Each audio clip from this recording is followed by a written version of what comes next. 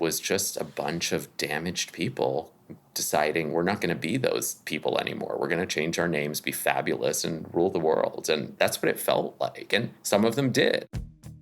Hello, my name is Kay Anderson, and you are listening to Lost Spaces, the podcast that mourns the death of queer nightlife. Every episode, I talk to a different person about a venue from their past, the memories that they created there, and the people that they used to know. So, if you were to hold a gun to my head, let's say, and ask me to overly generalize and boil down the types of experiences that guests on this show have had when they first go to queer spaces, then I would say, first of all, no need to hold a gun to my head. I'll answer this question anyway. And second of all, they probably fit into two main categories. So on the one hand, there are those who feel instantly at home and like they've arrived, and they talk about their first time being like this aha moment where suddenly everything makes sense. And then on the other hand, there are those who feel like a bit of an outsider or a tourist in the space. And sometimes that goes away after they ease into the space or visit a few times and they better understand the culture and they know a few people. But sometimes they remain a tourist. And to be clear, I'm not saying tourist as though it's a bad thing. It's just a thing. And sometimes you're aware that this isn't for you, but you still get a lot of value from it. And that brings me to this week's guest, author, screenwriter, producer, Abdi Nazemian, who never stopped feeling like a tourist, but credits his Lost Space Disco 2000 at the Limelight in New York City with inspiring him to be passionate and become himself and experiment and be silly, which I think are kind of wonderful things. One more thing. We talk about the club kid scene in this episode, which was a movement that was happening in New York City in the early 90s and is probably best known because of the book and the movie Party Monster. And I don't think that you need to know much about the history of the scene to follow the conversation, but I just wanted to let you know that I'm going to include a few links in the show notes with a bit more detail if you want to find out more. Okay, I've said too much. Let's hear what Abdi has to say.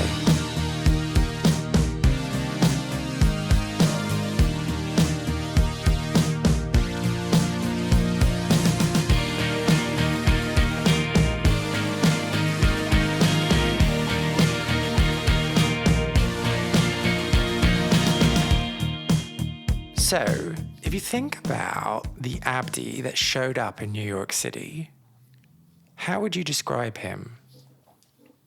Well, I showed up in New York City in September of 1998 for college. Fine year. Best year in music, by the way, which I'm happy to discuss. 1998, I've given it a lot of thought. But, you know, I'd spent 4 years in a boarding school in New England and Connecticut. It was a very isolated place, and I really craved being in a city, especially New York City, which back then represented everything that felt free and liberating to me. You know, I think I arrived in New York City with a lot of ideas about myself. Like at that point, I was very immersed in the arts. I was doing acting and writing and directing in high school, and I was very kind of countercultural in my fashion sense.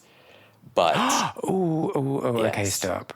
Countercultural in your fashion sense. Describe that to me. Well, so, you know, you have to understand the context of boarding school in the 90s. It's a very preppy place. It's a place where everybody's wearing their polos and listening to Simon and Garfunkel, even though it's the 90s, you know. At that point, the idea of kind of bringing counterculture into that environment wasn't that common. And I, about midway through high school, really discovered a lot of underground things that I loved. So I was wearing a lot of 70s clothes. I loved going to vintage shops and finding bell-bottoms and bowling shirts and platform shoes and, things that were very different. We also had a very loose dress code, but the idea of our dress code is like you had to wear collared shirts. But so that meant most people wore polo shirts or button downs. And so I would find these old polyester collar shirts where I'm like, it doesn't break the rules, but I clearly look like I'm breaking the rules, which was very fun. And And sweating a lot in polyester as well. well, it was New England. It was often very cold. But yes, it's not the most forgiving fabric. But when you're young, you can pull it off. And I mean, like I said, when I got to New York, I discovered a whole world of self-expression through fashion that was much more countercultural than what I thought I was doing in high school. But I certainly was somebody who presented at that point as very artistic and different and, for lack of a better word, queer or gay, because I was clearly battling against the norms of how people dressed.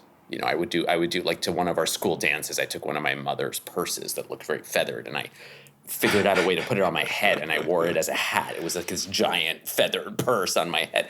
So I would do pretty attention-getting, gender-fucky things. Okay, and so what was in Abdi's head at this time? Like, what were you... Well, my mother's purse. Inside your head, not on your head. Inside. On my head was my mom's purse. In my head, I was really hungry for life. I was hungry for everything an urban environment had to offer, for nightlife. I knew I was gay. I hadn't come out. Yeah, I mean, I'd come out to my high school English teacher. I hadn't come out widely yet. So I was very hungry to explore whatever queer life was. I didn't know what it was yet. I was hungry for the arts, for knowledge, all that stuff, for a community. Yeah. I'm going to take a wild guess and say that the queer scene in New England at your boarding school wasn't pumping. Well, there was no queer scene at my boarding school. I mean, it was, we weren't really? even... Did you check the boys' locker rooms?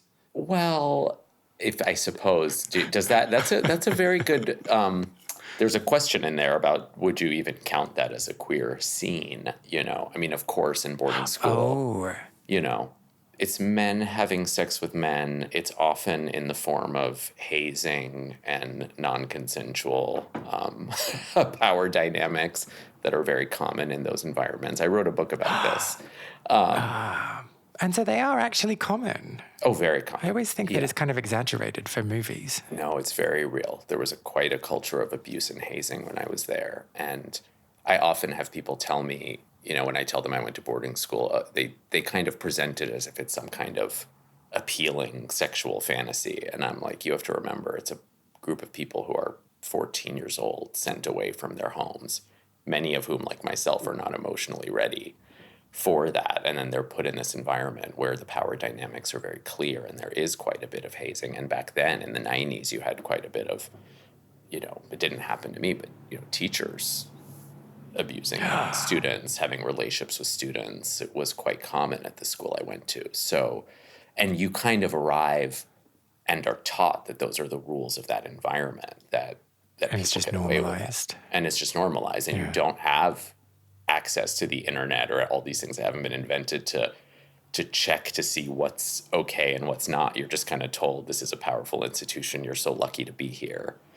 Follow the rules. So it's not, to describe it as a queer scene, it's like a really interesting question, actually, because it doesn't, if anything, it's almost like an anti-queer scene because it's so, it instills such fear and shame around being queer.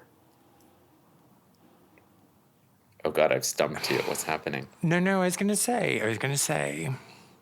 Okay, so first of all, this was a throwaway joke. I'm really, really sorry that I've... No, but it led to such an interesting... No, I love it, though. I love it. But can you be anti-queer and queer at the same time? Of course. So it could be queer then? Well, of course. I mean, it all depends on how you describe it. But I think it's, to me, it's not just the word queer, but it's like scene or like when I think of a queer scene, Of course, I think of yeah. a place where you can be open about it, where you can have that sense of community. Anything that happened that was queer in that boarding school was either hidden and coded in a lot of shame, or it was presented in the context of bullying and hazing that took queer forms. Like I wrote in the novel that I wrote about boarding school, I described some of the things that happened. We would have prefects who would like take their clothes off and haze us with their bodies, or people who would like come on each other's doorknobs as a joke. It's like that might read as queer to the outside world. I mean, to me, it felt like hazing and abuse. And it's using the queerness as a form of abuse. Well, yeah, because if you're experiencing it as I was, and at the same age where you're trying to figure out who you are, and that you are attracted to other boys, which in that era was, a terribly shameful thing to be in that environment, you're associating that act with hazing and bullying. Your first And shame, experience yeah. of it is in a very negative context. And so that's where I would argue it's kind of anti-queer. I think I would have had an easier time coming out had I not experienced a lot of what I experienced there in terms of the kind of like sexual forms of hazing and That's behavior. interesting. So before you went to this school, had you had an inclination that you might not be heterosexual? Yes, And had you reconciled that with yourself? absolutely not. No. Okay, all right, cool. That's the way it's supposed to go. Yeah, I came from an Iranian family, very culturally conservative, no exposure to queer life outside of Madonna at that age. The worst years of the AIDS crisis in the U.S., so there was a lot of shame and stigma when it came to the community, and that was really the only messaging that reached me as a young person, again, outside of Madonna. But it was, she was very important. Yeah, I think to come to terms with it in a deep way took me much, much, much longer. I mean, well into my adult years. And that was complicated by what happened at boarding school. I think so, yes. I mean, look, life is a very complex thing where you can't pull one strand out and take anything out. I'm not implying that had I not experienced that kind of hazing in boarding school, I wouldn't have still had a fraught coming out. Again, like I said, from a culturally conservative community, coming of age at a time where being gay was filled with stigma, not a lot of positive role models out there. But I think to experience that kind of behavior at such a young age when I was still very sheltered was very damaging. And honestly, the vast majority of the bullying that took place was about being queer. I mean, that's what young boys were made fun of back then. Yeah, The absolutely. kind of subtext of almost all bullying was don't be gay. I mean, that was the message. So then, if we think back to the first question about arriving in New York and who Abdi was at that time, had you come out by that stage? No. I didn't come out. I mean, this is a very complicated thing, and I think it's useful to listeners out there to know that in my case, coming out happened over the course of a decade. I never came out wholesale. Like I came out to my parents in my mid-20s. The first person I came out to, as I mentioned, is my high school English teacher, so probably like 17 years old when I came out to him. And I was in my mid-20s by the time I came out to my parents, who were the last people I came out to. So, and in between that, I came out to people slowly. The beauty, to get back to 1998 for a sec, the beauty of being in New York in 1998 is I didn't feel like I had to come out to anyone. It felt like there were a group of people who recognized who I was based on what I wore and the fact that the minute I got to college, my dorm room was covered in photos of Marlena Dietrich and Joan Crawford. And it was like people understood. And I found my community, and I didn't... Well, how could they pick up on the subtle hints you were laying down? I can't imagine. Must have been so astute. Well, my parents didn't pick up on it. I was 10 years old when I turned our storage closet into the Madonna room, and they did not pick up on it. So there you go. I'm not joking. But you had come out to yourself, crucially, by the time you got to New York. You were like, this is who I am. I think that's a beautiful way to put it. Like, I think by that point I'd come out to myself. And I wouldn't say I had come out to myself in high school. I think for at least the first half of high school, there was still that part of me that believed I could wake up one day and it would all have changed, that it was a fate. Like, all the stuff that people would say was still in my brain. I think by college, by the time I arrived, I had accepted that this was who I was and that I was ready to find myself in this city. And what do you remember most about those first days in New York? Well, I mean, I vividly remember the way that you met people based on, like I said, the way that you presented. There was so much, now I feel like young people have so much access to technology that like helps them sort out who is for them. And back then it was like, based on the way people presented themselves, you had this vibe of who they were and their clothes and how they decorated their rooms and the music. I remember arriving to my dorm and, college dorm rooms, like a long hallway.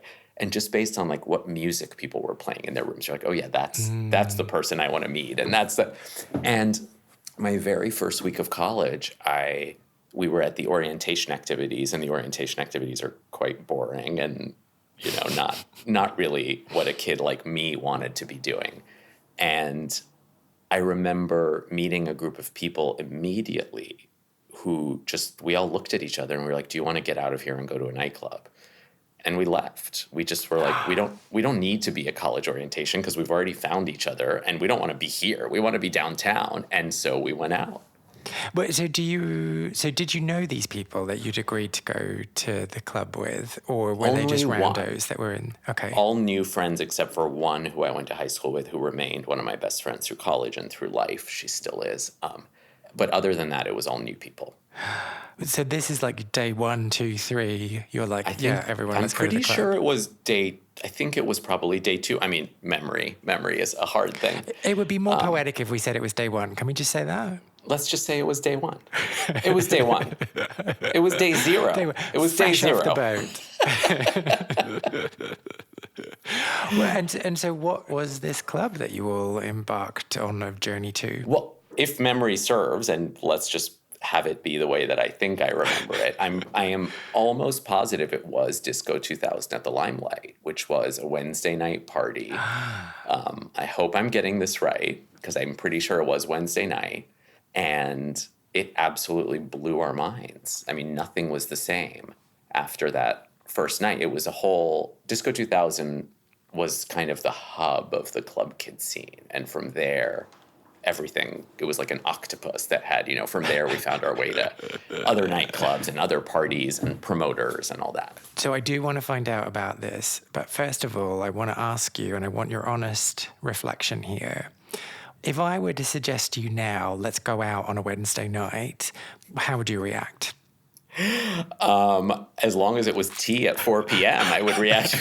I mean, I have 2 children. I have 2 12-year-old kids. My life is quite sedate. I tend to be in bed by 9 p.m. So you're saying no. I think you're saying no. Yes, pretty much. The only thing that I will stay up past 10 p.m. for is a Madonna concert. We all went to see her. Outside of that, I'm in bed.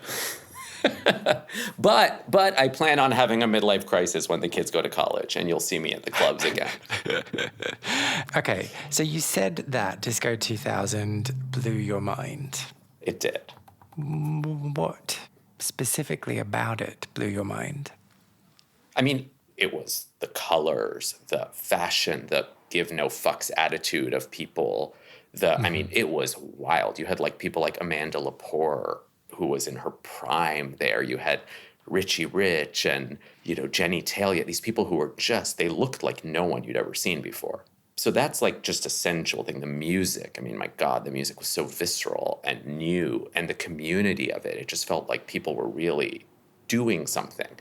But I think in a more analytical way, it was very liberating because it felt like everybody there was making up their identity. They had adopted new names, like club kid names. They had adopted new ways of being and looking. And growing up, I was very much a kid who was just very I never fit into the world. And I loved old Hollywood. I mentioned Joan Crawford and Dietrich, and I love so many other of the great Hollywood stars. But I always loved this idea of this fantasy world where people got to change their names and become these stars and leave their traumatic past behind. I would always look at like the Marilyns and Judys and Joans and be like, that's what I want. And I feel like in a way, the club kid scene was that in this new queer guise. It was just a bunch of damaged people deciding we're not going to be those people anymore. We're going to change our names, be fabulous, and rule the world. And that's what it felt like. And some of them did. I mean, RuPaul came out of that scene, and lots of other people who've changed the world, and others crashed and burned, and we'll discuss that in time. So where do you fit on that spectrum? I fit on that spectrum as a tourist, really. Like, I wasn't one of them. I mean, I kind of was, in the sense of I was part of the scene for a year and I did it up and I created myself. But after Michael Alec killed Angel, which, this is a subject of Party Monster, both the documentary, which is stunning, and the feature film, and a book by James St. James. After that happened, me and my friends from Columbia, that's where I went to school, Columbia University, in very, very uptown New York, very far from the downtown scene. After that murder happened, we all just retreated. So that was it. I mean, So what year did that happen? I thought that was earlier in the 90s. No, I think that was, I'd have to look it up, but if memory serves, it was the summer after my freshman year. So I'm going to Google this. We will be right back after this Googling break. Let's see. Killing of Angel Menendez was...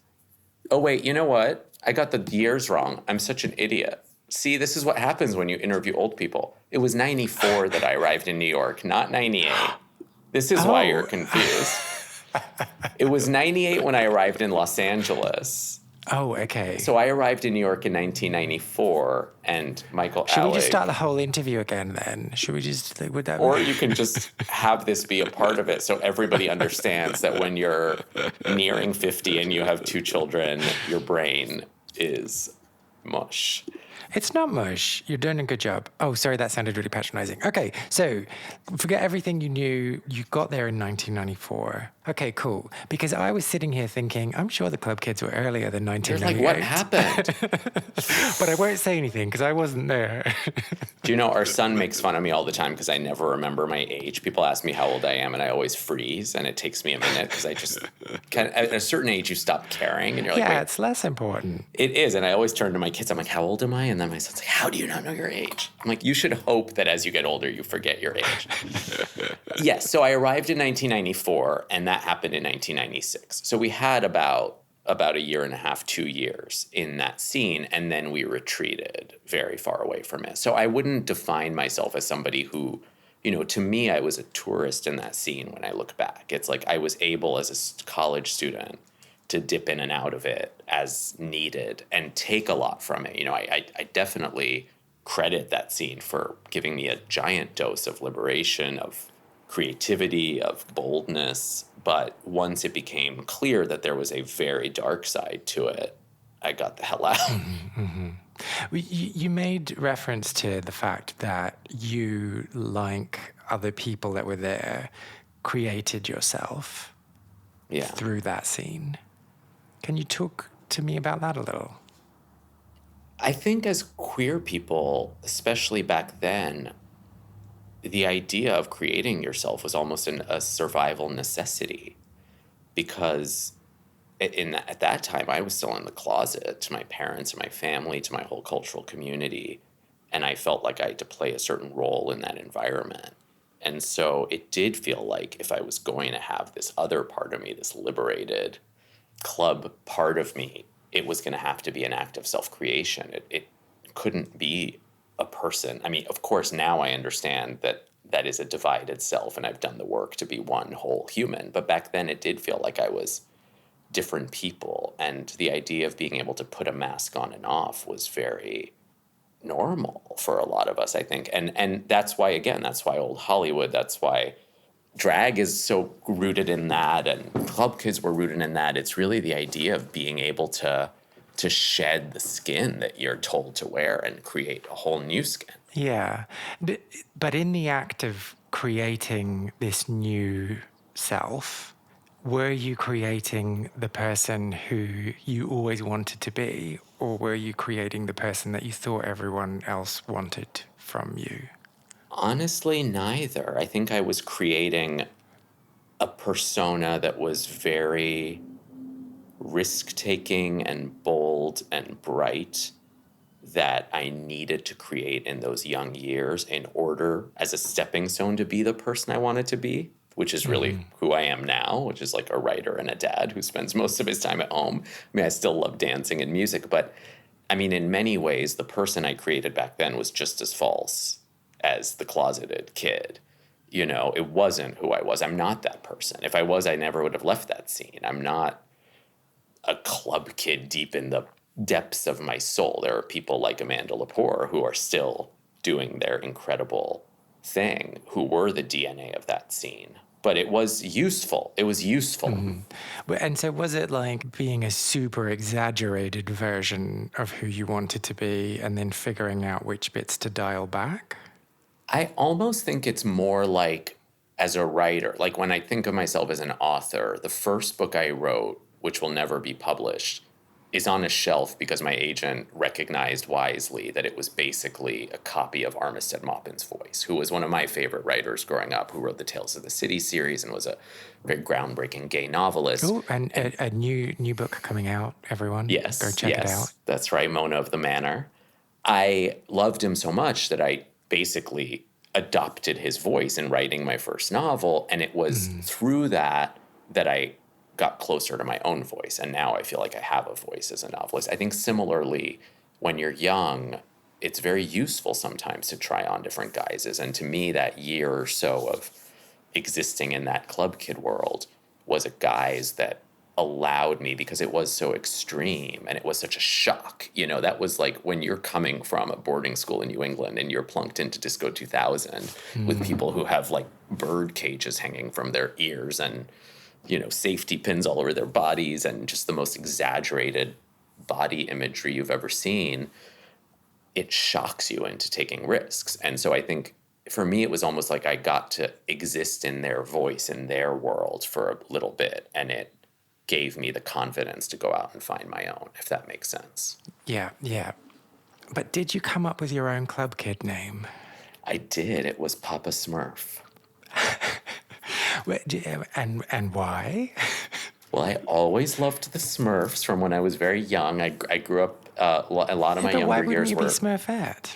Well, because my friend was Smurfette. My friend was Smurfette. And I guess always, now I'm really realizing this, all of my nicknames have been some variation of like Papa, Daddy. People always ask me, because my handle is Abdaddy, which has been my nickname for a long time. And I guess that was always in some way the role I played. I always, from a young age, I knew I wanted to be a dad. There was always this like draw to being like the paternal figure of the group. But Papa Smurf, I mean, it largely came out just because I love the Smurfs. They were very big in France when I was growing up. They were les Schtroumpfs over there.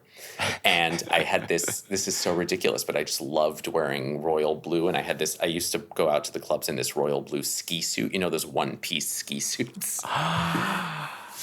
And all of your fashion choices lead to lots of sweating. They do, you're right. But, you know, I'm not a very big sweater, so maybe that's why. Oh, lucky you. But yeah, and so I used to like put blue paste in my hair. My favorite thing, which was an homage to Hedy Lamarr, the old Hollywood actress who also invented Wi-Fi, basically. She wore, in a very famous outfit she had this diamond here on her forehead. And so I got this Smurf, I think it was Hefty, and I put this leather strap on him, and I would wear him here. So I had a Smurf on my forehead, like it was a jewel, and I felt so glamorous. This daddy thing that you mentioned, is it a self-appointed role, or is it the role that other people place you in? It's both, I think. I mean, when I moved, now let's get to 1998. Actually, 1998. When I did move to Los Angeles. Do you need to check anything? Sure. No, I'm sure. Chronology has come back to me. When I moved to Los Angeles in 98, I moved with my best friend, Jenny, from high school, still my best friend. And everybody called us Mummy and Daddy because we were just kind of like the Mummy and Daddy of our chosen family. And we gave a lot of our friends names. Like I have one of my closest friends I call my son. You know, I joke that he's my firstborn. Like, so he's our son, and we had a newborn, and one of our friends was Auntie, and one of our friends was Granny. And we kind of like cobbled together, as many queer people do, a little family. And Daddy was just the natural thing. I mean, that's just what people called me. And I think I also liked it and adopted it. And like I said, from a very young age, I always knew I wanted to be a father. I didn't know how that would happen. And I never connected my nickname to that. It wasn't like I even thought that deeply about it. But Manifesting. yeah, but you know, it's one of those things, just like in a great book or a great work of art where you start to see the connective tissue. You're like, oh, wait a minute, this actually has been connective tissue in my life. I never thought about it, that I was Papa Smurf and then became Ab Daddy, that all my nicknames have somehow connected. Okay, let's come back from 1998 back to 1994. That first night that you were at Disco 2000, you've taken in all the smells, you've listened to all the sounds, you've experienced that place. What's the feeling the next day? It was a feeling of knowing that this was going to be the world I existed in for a little while. Like, I knew that wasn't a night that was going to exist in the past. It was going to be my life, at least for the time being. Every single one of us who went there was hooked. You know, there's some nights you have a crazy night out and you wake up and you're like, that's over. And then there's other times where you go out and you wake up and you realize, oh, I just experienced a whole subculture that is going to be a defining part of my life. And I think I knew. Need to go and buy a leather strap to stick a Smurf to. That's right. Oh, of course. Of course. I mean, it absolutely defined my fashion. That's for sure. Okay, so that's it, like in the days following. What did it come to mean to you in that year?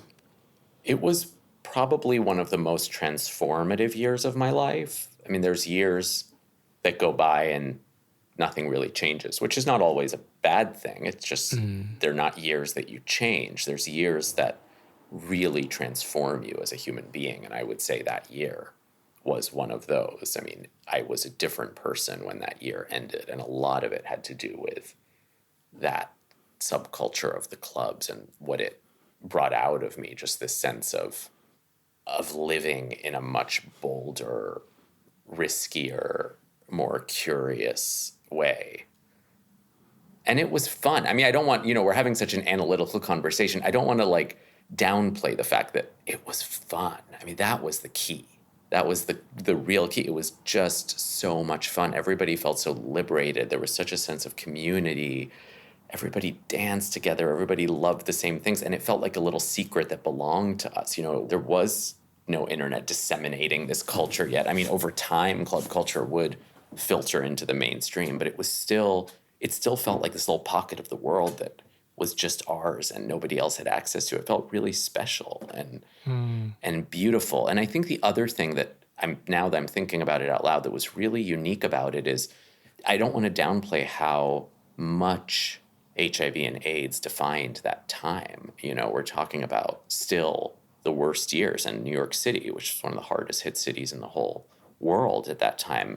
But one of the most amazing things looking back is it wasn't about sexual liberation. Like, there was no, in all those years of being a club kid, I never hooked up. I was basically celibate through all my young years because I was so afraid of sex, which is a very...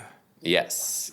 I've also written about this in a novel about those years. But I really appreciate looking back that the club scene and the club kid scene was not about a sexualized environment. It was not about like only gay men. It was men, it was women, it was people who were fucking experimenting with gender. It was drag, it was all of it. And as somebody who was in a place of still being very afraid of sex because of all the messaging that hit me around HIV and AIDS, it felt like a very unique place that gave me the queer liberation I needed without having it be rooted in sex, which is often the case. Yeah. And it's very unique. And this is not something I've really spoken about, or even, this is why it's so cool to do interviews like this. You kind of piece stuff together. But yeah. nobody was trying to make themselves sexually attractive in that environment. That's what's so interesting. We just wanted to look wild. You know? There's something that's kind of sticking in my brain from what you said earlier. And I'm not sure what the specific words were, but you gave the impression that you were... No, actually, the specific words were you were a tourist in that space. You talked about yourself as being an outsider in that space. Is that something that you are retrospectively applying, or were you always aware of that when you were there? I don't know that I would have used that word back then, because retrospect gives you the ability to see certain things. But I was definitely aware of the difference between myself and some of my friends from college who were going into those spaces and the people for whom those spaces were their whole existence. Because there were people, of course, who are older than us, who weren't students, who were at that point making their living as artists, DJs, in fashion. You know, the club life was their daytime and their nighttime. Whereas for me, you know, oftentimes we would be, and I loved this, but we would be at the clubs until 10 a.m. and go straight to class. And I have so many memories of going right into class at my, you know, my Ivy League college in my club outfit with like makeup dripping on my face and sit down and still get straight A's. You know, I'm so proud of this. Like, I did quite well in college. I don't want to imply that I wasn't working hard. And so I suppose in that sense, I understood that I had a daytime life and I had a nighttime life, and they weren't necessarily connected. I also have to say, as somebody who is so many things that don't fit together, Iranian, gay, all these things that never computed together, especially back then, I always feel like an outsider in spaces. Always. Always? Almost. I mean, not in my own home now that I created where I get to, you know, bring together everything with, but yeah, I mean, like when I go visit my Iranian community, there's a piece of me they'll never understand, even though they've come to accept it. And similarly, when I exist in the vast majority of spaces in the Western queer community I exist in, I always feel a divide because there's such a lack of understanding toward my part of the world and what the experience of being queer when you're from the Middle East is. And I don't ever feel fully one with kind of the Western queer world. So yeah, I suppose being an outsider, but I think I've come to accept that that's a real asset, you know? Elaborate. I think that being an outsider in spaces, especially when you're growing up, forces you to learn empathy in a way that's very different than if you are an insider in your space at all times, because you have to accept that no one community, no one person, no one family, no one anything can give you everything you need. And you're going to have to learn to forgive. And it's a very deep thing. I mean, I have noticed it a lot. You know, now we're raising our kids here in the United States, but we have, you know, they're different in the sense of they have an Iranian dad and they have, you know, one American dad, and my husband's parents are divorced and his stepfather's Lebanese and they're Muslim. Like, they have a lot of diversity within their family. And I really have observed in our own children that when they enter these spaces, like different communal spaces where the rules are different, they have developed this ability to forgive and understand and know that, okay, like the values in this home might be a slight nudge to this side than the values in that home. And that doesn't mean that we still don't stand firm in our values, but we have to learn to exist in that space and forgive. And in my opinion, the real crisis we're facing in this world is a lack of empathy and conversation. And there's a lot of people who just want to shut doors these days versus walking through them and taking the risk. And I think that that's what I learned from always being an outsider. And I invite being an outsider. I like going to speak to communities that might not get me or know who I am, because it's an opportunity to make real change. Can I just ask a quick follow-up question? So you've used the word forgive a few times. And I just want to clarify, do you mean like accept differences? It's deeper than accept differences, I think. I mean, I do, of course, think we have to accept differences. But I think forgiveness implies that you have to accept not just a difference, but accept that a certain person or community or environment or scene or whatever is not going to give you everything you want from them and don't owe you that. I think a lot of humans, especially, again, like to me, this is a very Western world thing. It's not as much of a thing in the Eastern world, but there is a real sense of like unforgiving individualism where life is about living on your own terms, and anyone who doesn't accept 100% of who you are doesn't deserve to be a part of your life. I grew up in a world where nobody was ever going to accept 100% of who I was because my cultural community was in a place where they didn't even acknowledge homosexuality. And the gay community at that point was just nowhere near an understanding of a more global intersectional queer experience. So I never had the luxury of feeling like someone was going to accept me 100% growing up. And I think it forced me to learn to forgive others, not meaning that I want them to accept differences or I want to accept their differences. It's about learning to accept what a person is willing to give or what a scene is willing to give or what a community is willing to give openly and say, I appreciate that. And then the parts they're not giving, you're going to have to seek elsewhere, often in yourself. Often you're going to have to find that in yourself. But yeah, does that make sense? But why is it forgiveness then? Because I think there's often a lot of blame put on people who are not able to give you something like it's their fault. I mean, it's taken me a long time to think this way, but I think we have to be more forgiving of the circumstances of times and places and where people come from and how they're raised. And I know as a person who moved to the Western world, my parents had to flee the revolution. They weren't raised the way I was. I have to do the work to understand. When I was young, I blamed a lot. Why can't you accept me? Why am I not more embraced for being gay? Why is it so hard to be queer in this community? And now it's not that hurt isn't still there. And it's not that I do everything I can to make the world better for other queer Middle Eastern people. I mean, I feel like that's my biggest mission with my work. But I think a lot of that is about, to me, the word is forgiveness. Maybe that's the wrong word in for other people, but it's about forgiving what somebody can't give you. Sorry, I feel like I'm interrogating you today. I feel like No, it's good. I like an interrogation. I like it. It gets me closer to an understanding of the self, which I guess is what I want. Yeah, because I guess the opposite of blame to me is not forgiveness. I guess that's why I'm struggling with it. Is it acceptance? Yeah, maybe. Yeah. But I understand. I appreciate what you're like. I understand.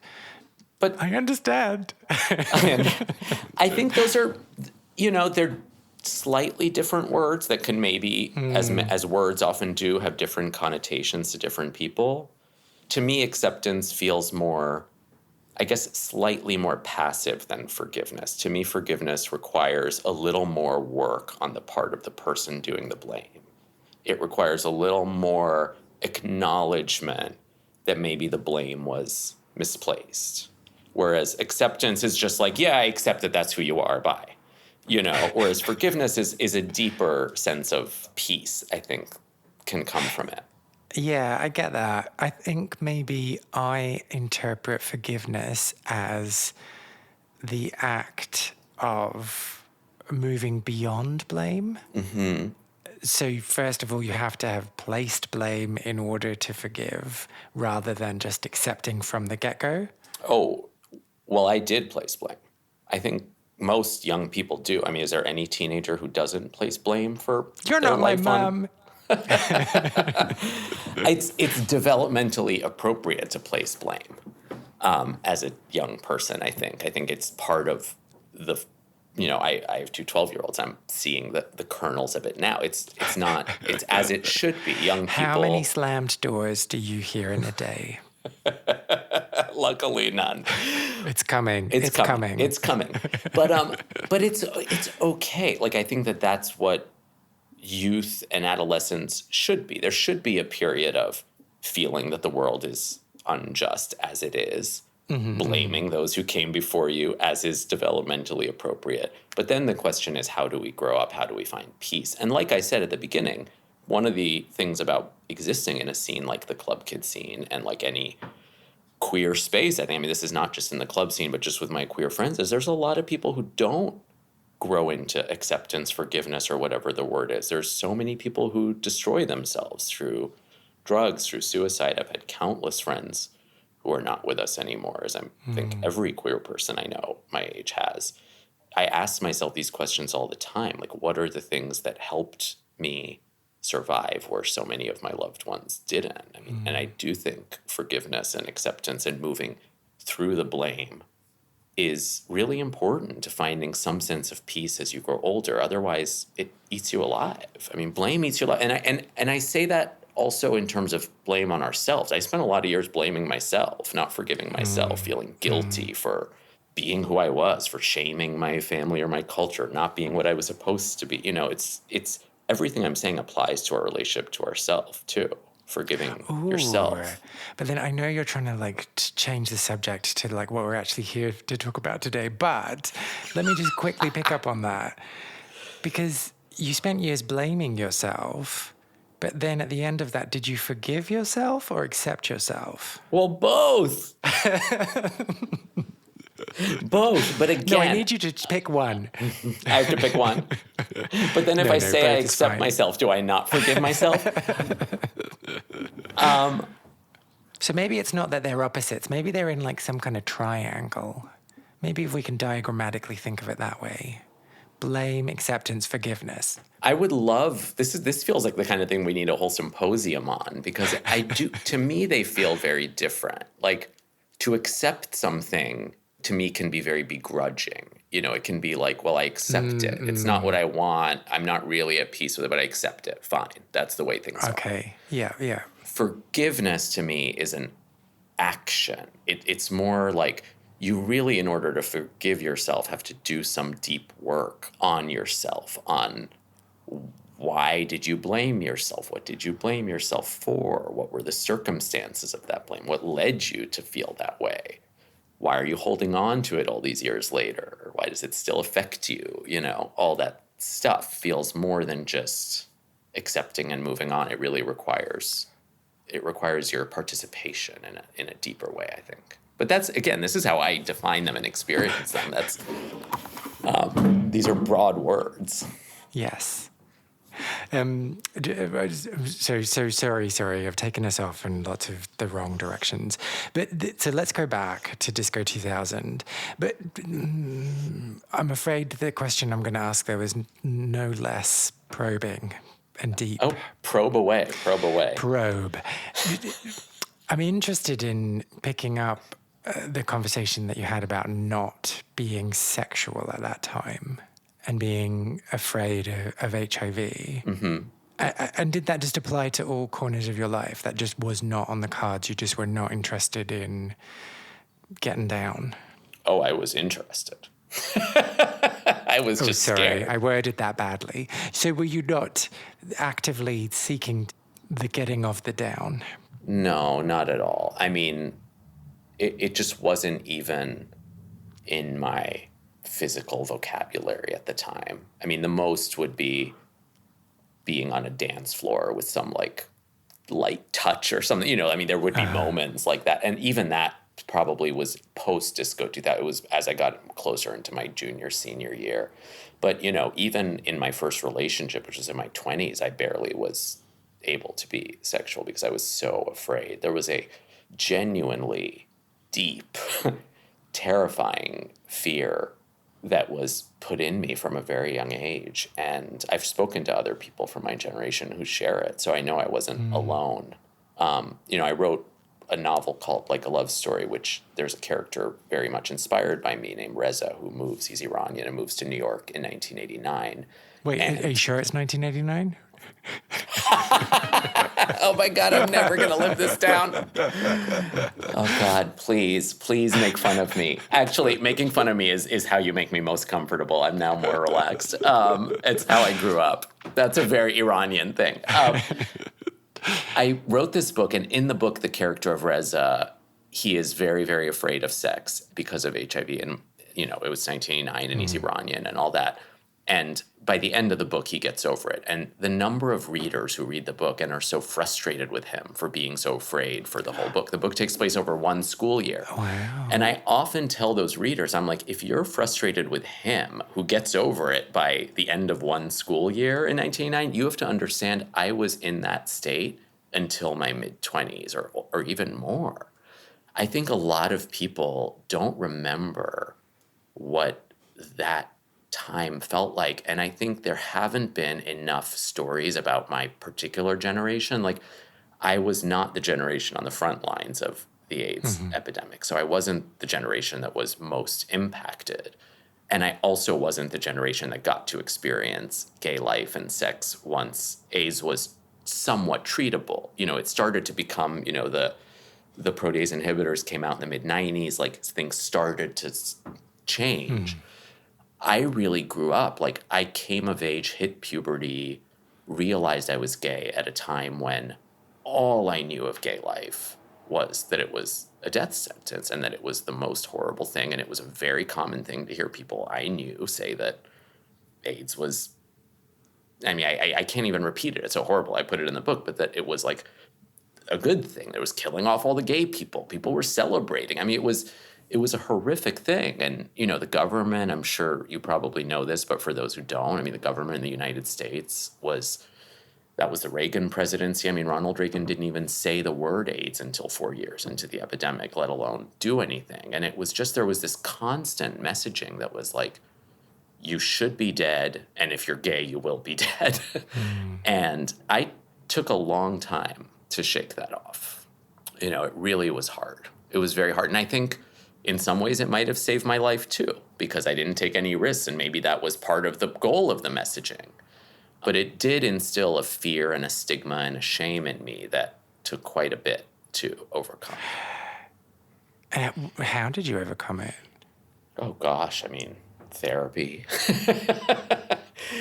Quite a bit of therapy. Writing. I mean, writing really helped. Writing to me is a form of therapy if you do it from an honest place. It really helps you get stuff out. I've been able to say things through my characters that I would never be able to say. I mean, that novel, Like a Love Story, says more about what I went through as a teen than I could ever say in words, because it's too much. It's too painful. It's too complex. Like, I've had people come to me, like close people, like one of my mom's cousins who I adore and I'm very close with, who read that book and took me out to a meal and just said, I had no idea what you were going through at that time. And how would she? It's not her fault. Like, I hadn't come out. No one knew I was gay. I was just sitting in my room terrified because the newspaper would arrive to our house with headlines about AIDS and photos of men like me dying. And I was a kid, you know, I was too young. And yeah, it really, it's a hard thing, but what else? How else did I overcome it? Yeah. And of course, community, friendship, support,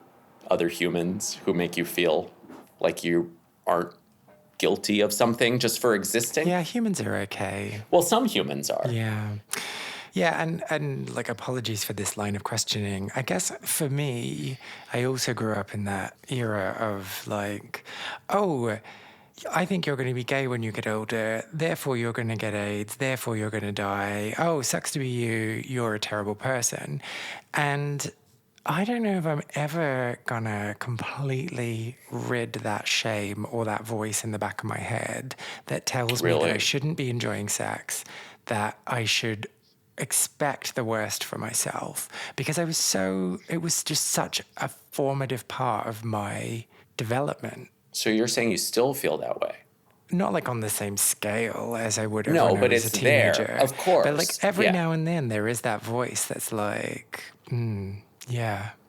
The thing about those voices, though, for me, is that, of course, to some extent, they're still there. I experience that when I'm writing these stories, and suddenly I realize it's so easy for me to write about that shame or guilt because it's still somewhere inside me. It's like any piece of your memory or being is still, yeah, it's hiding there. But I do think personally, it's amazing to me to even say this now, because I spent so many years just feeling so guilty and ashamed about sex and sexuality. Like, I don't feel that way anymore. I can talk, and even this conversation, I would never have had this conversation, you know. It almost feels like back then to acknowledge the guilt and shame would have made me guilty and ashamed. You know what I mean? Yeah, Like, yeah. as often is the case, when you can speak about the problem openly, it means that you've already shed a lot of that shame because you're not keeping it in. So much of my problems were about keeping stuff in and Bottling it in.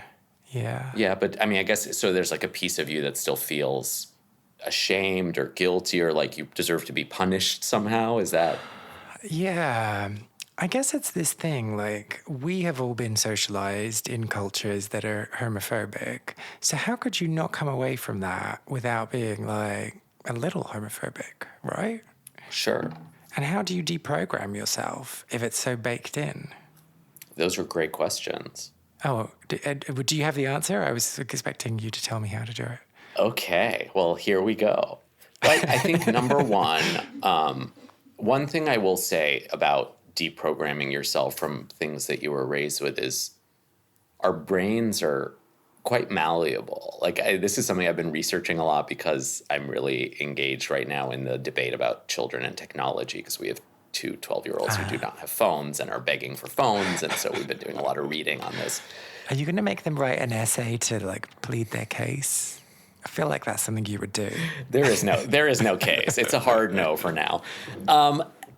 But, you know, in reading, because I'm very interested in what technology's done to my brain, I'm trying to be on social media a lot less these days. But in reading about this, even our adult brains are the neuroplasticity of them allows them to be changed. And I think a lot of it is habit. Like, I've noticed it when I'm on my phone more, if I'm on social media more for promotional purposes. I feel the pieces of my brain like firing in a different way than when I'm in a relaxed, peaceful state reading a book. Like, and in the same way, I think a lot of these things are habits that if you manage to figure out the code to what it means for you, like I will say, since we're talking about sex and sexuality, and maybe this is just a very mundane observation, but one of my best therapists, I've had quite a few, but one of my best therapists made an observation when I was in my 20s and finally starting to have more of a sexual life about, you know, he told me what you have to understand is your emotional state when you are going into a sexual encounter. Are you going into it from a place of trying to escape your loneliness or your fears, or are you going into it from a place of celebrating your body and wanting to connect? And if you can pinpoint that emotional state before you go into it, because my problem was it would always make me feel horrible. I would have sex and I would feel guilty, ashamed, all this stuff you're talking about. That was a revelatory thing to me. And I remember feeling like, okay, I'm going to do this. I'm not going to put myself in situations when I'm approaching it from a place of escaping loneliness or shame or trying to dull a feeling. And over time, my relationship to sex changed because I stopped using it in that way. And also, I don't really hide it. Like, one thing I realized when I was young is a lot of my gay friends would hide the sexual side of their life from their straight friends or their community. They would just have their little, and I was like, you know what? That doesn't work for me. Like, this kind of divided self doesn't work for me. I have to be open about it. Otherwise, it feels like I'm putting myself back in a closet, which for me is not emotionally healthy. So these are just examples that worked for me. They're not. The problem with humans is there's not one answer that works for everyone always. But wait, hang on. So you would tell all your friends about the sex that you were getting up to so you wouldn't have to hide it? It's not that I would tell them all that. It's not like I would announce it to everyone, So but you I didn't bring wouldn't make pictures? Of course not. But my point is I wouldn't make a point of hiding it. Like, to give you one example, in the early days, this is pre-Grindr, I met a guy on a site called Manhunt, which I guess was the Grindr of the day, and we dated. We met and we immediately hit it off and we dated. And when it came time to meet our friends, he said, I went to meet his friends, and he lied. He made up a story about how we met, and I broke up with him. I was like, What was the lie? Was it at a library? I can't remember. It was like we met at a Library would be party. good. I think it was party. Library would have been better.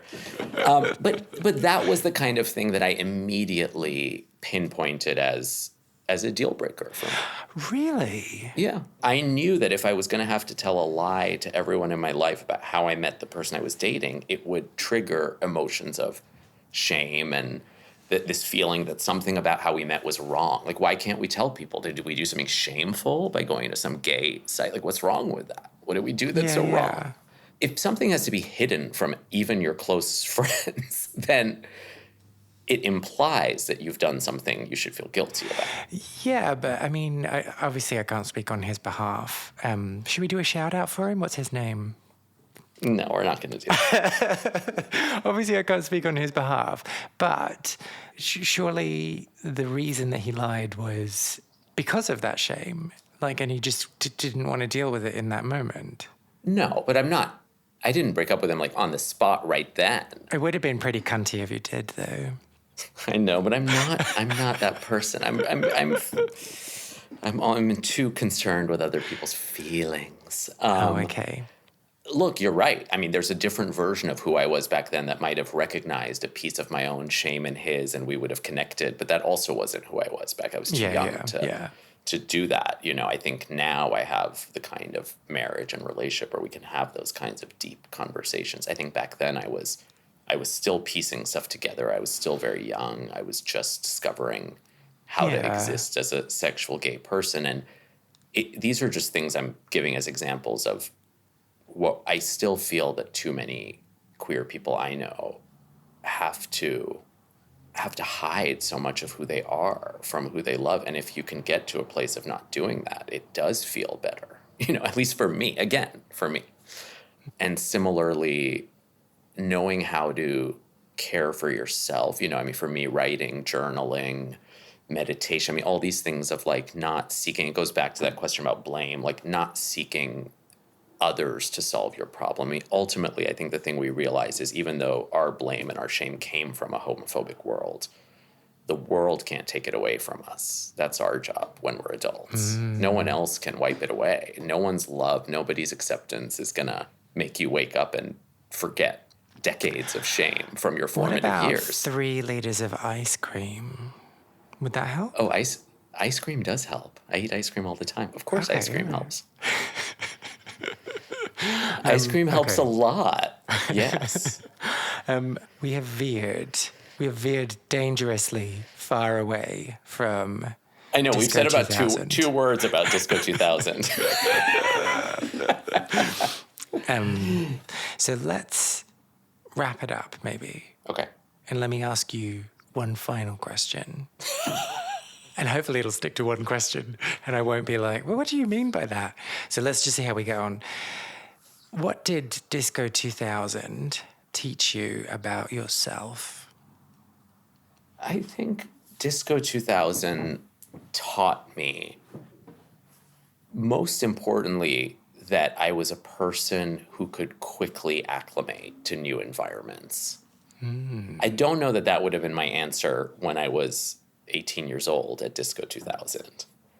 In retrospect, what I can recognize as a pattern in my life is that I jump into new things, be it a new world, a new subculture, a new club, a new career, a new challenge, and I'm able to quickly understand the rules of the environment, adapt, and give myself fully to it. And I think that was something I really experienced in Disco 2000 for the first time. I think before that, like with boarding school, which we talked about, it took me a solid 1.5 years to acclimate to that environment. It took me a long time to learn the rules of that world and understand how to be in that world. Whereas with Disco 2000, I walked into a whole universe that was new and different, where everything that I knew to be true was not true anymore. And I feel like overnight I just got it. And I'm like, I love this world and I'm going to immerse myself and I'm going to be this. And it was a really empowering thing because over time I kept doing that over and over again. Well, that's a wonderful gift. Do you have a follow-up? No, I'm going to keep it at that. I'm going to keep it at that. Do you have any memories of Disco 2000 or maybe clubbing from your own queer scene that you want to share? Well, if you do, I want to hear all about it, so why don't you get in touch? I want to create the biggest online record of people's memories and stories of queer clubbing, but I can't do it alone and I need your help. Go to lostspacespodcast.com, find find the section Share a Lost Space, and then tell me all about what it is you got up to. You can also reach out to me on Facebook and Instagram or TikTok, where my handle is Lost Spaces Pod. Find out more about Abdi by following him on Instagram or Twitter, where his profile is AbDaddy, which you would know if you listen to this episode, and I know you have listened to this episode. I'm not sure why I said that in such an accusatory way. Or you can visit his website, abdinazemian.com. If you liked this episode, I would really appreciate if you subscribed, left a review on your podcast platform, or just told other people who you think might be interested in giving it a little listen too. My name is Kay Anderson, and you have been listening to Lost Spaces.